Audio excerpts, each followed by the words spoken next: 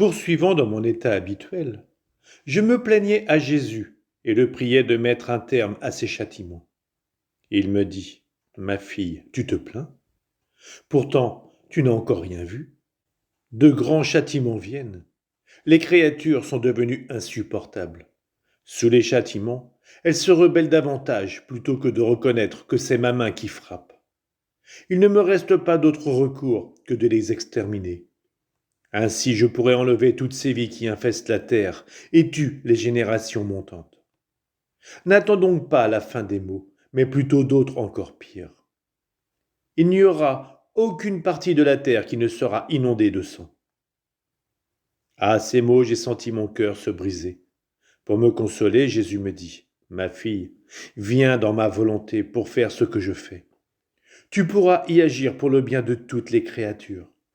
Par la puissance de ma volonté, tu pourras les secourir à partir du sang dans lequel elles nagent et me les ramener, laver dans leur propre sang. Je lui répliquai, ma vie, je suis si mauvaise, comment puis-je faire cela? Et il poursuivit, tu dois savoir que l'acte le plus sublime et le plus héroïque qu'une âme puisse accomplir est de vivre et d'agir dans ma volonté. Quand une âme décide de vivre dans ma volonté, nos deux volontés se fondent en une seule. Si l'âme est tachée, je la purifie.